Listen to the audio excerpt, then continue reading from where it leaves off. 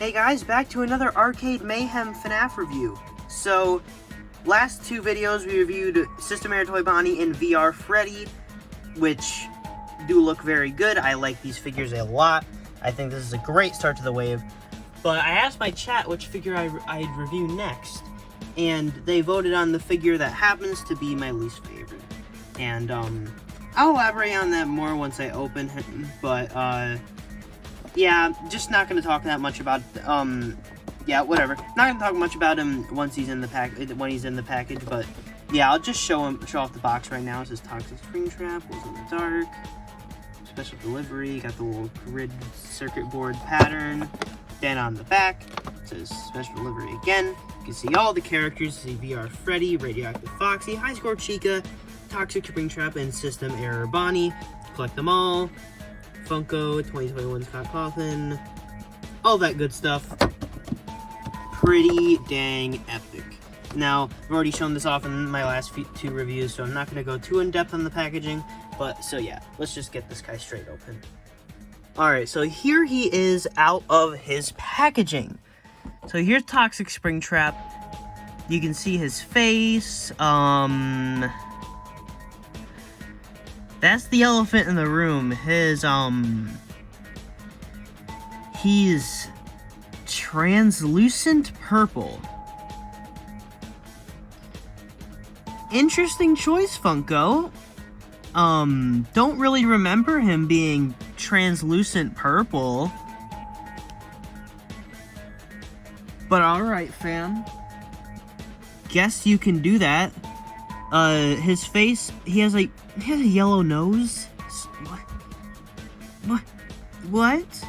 And then he's got these yellow eyes, too, which are the same yellow eyes he's had on every other piece of Springtrap merch.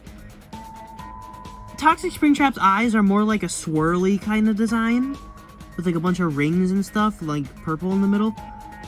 But, like, this just isn't it. This just ain't it. This just really ain't it. The face kills this figure, honestly. If it wasn't for the purple transparent plastic and the unpainted endo in the ears, it would be this absolutely garbage face that he has. Like, this looks really bad. Let's talk about on the more positive side. The body, all the little fleshy stuff that's growing around him is very accurately sculpted. I don't quite like the color they picked, but at the same time I think it looks alright. You can see let's get all really detailed in there. You can see all of his original flesh and detailing from the original sculpt is still in there. However, all of the new goopy stuff is now sculpted onto the mold, so he looks much more like Toxic Springtrap, but the original Springtrap figure is underneath all that, which is pretty cool, honestly. He's definitely the most detailed figure in the set. Not that that's a very big accomplishment, but, like, he is pretty detailed. You can see that, what am I talking about? I don't know. But you can see all the little bubbles everywhere. They're not quite big enough. Like, on this side, they're supposed to be, like, huge and, like, pushing out way more. That might be something to do with, like, having him fit in the box or something, or, like, I don't know, making him just, like, posable. Because I do notice he is a lot more posable than previous Springtraps, which I will compare him to. But honestly, I don't mind the body that much, or in the color.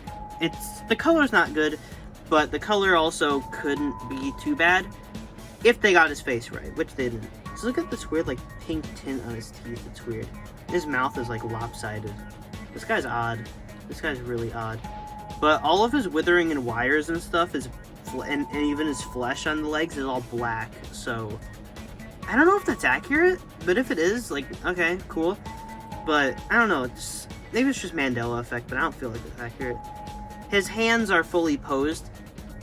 You can see that the endo parts on his hands are actually painted silver, unlike the older Springtrap figures, which is actually pretty cool. But this is a problem I had with the older FNAF figures that really shines through here.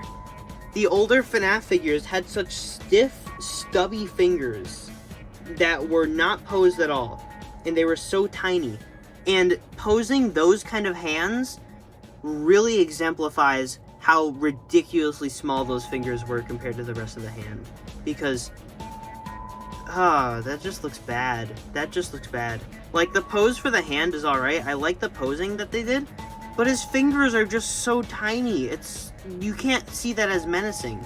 It's the same deal on the other hand, too. Maybe to a lesser extent, but still.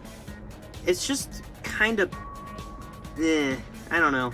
This whole figure is just kind of meh to me. Not a lot of good things to say about him. Comparing him to the OG squeaky, my old Springtrap in 2016 literally squeaks because of how old he is. But yeah, here's him compared to the 2016 Springtrap. As you can see, he's got the same awful eyes that he did back then, which is disappointing, but oh well. The mold is definitely reused. They didn't fix his mouth, so he doesn't have his big menacing grin that he's supposed to have, that he was supposed to have in the original figure, and he still doesn't have in this new figure, which is really sad. I feel like the grin is definitely the biggest missing element of the Springtrap figure besides the eyes.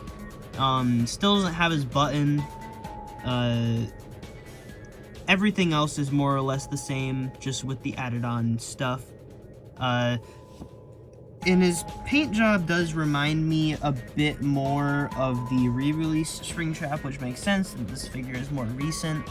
But he does remind me a lot of the re-release Springtrap in terms of his paint job. What the hell is going on with your leg?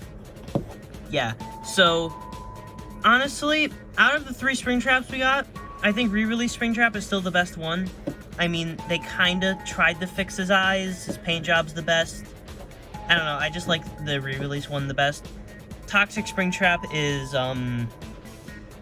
the worst one. White nose. Like, seriously, what is up with the white nose? Is he wearing sunscreen or something? Like, what? So everybody knows OG Springtrap has bad joints. But we're gonna compare him to the, re-release Springtrap to see how much better the joints are compared to the OG Springtrap figure. Or, not the OG, you know what I mean. This classic Springtrap figure. So, Springtrap is pretty easy to take his arms off, but he can get a decent amount of mobility in his arms. Never mind, they fall off super easily. The legs are pretty mobile, though. The legs move very well, and the head moves very well. His arms just pop off really easily, which actually is not a problem on Toxic Springtrap. I can freely just wiggle them around everywhere, and they will not fall off. So, bravo, Funko. Bravo. That is kind of weird, actually. It's just so weird having a Springtrap figure where his arms just don't fly off at the slightest tap. So, hey, pretty cool. But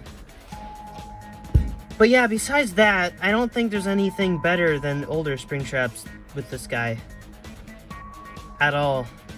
Which is disappointing. This could have been a really cool figure. Honestly, if they fixed that face, I would have given him like a 7 out of 10. I'm giving him a 4 out of 10. This guy gets a solid 4, maybe a 5, because I like the sculpting on the body. But, like, I'll give him like a 5 out of 10. 5 out of 10 on this guy. He's just not very impressive at all.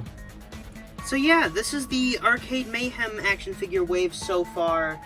We're going to be either reviewing Foxy or Chica next, probably Chica. So stay tuned for that. Make sure you like and subscribe and hit the bell. And yeah, honestly, not the worst wave Funko's ever made, but also definitely not the best. But yeah, here's all of the ones that I've reviewed so far, and hope you guys enjoyed. Forgot to show you guys how he glows, and he glows green, and he glows really well, actually. Yeah, check that out. He glows really well. So, I guess there's a plus side to this figure. Woohoo!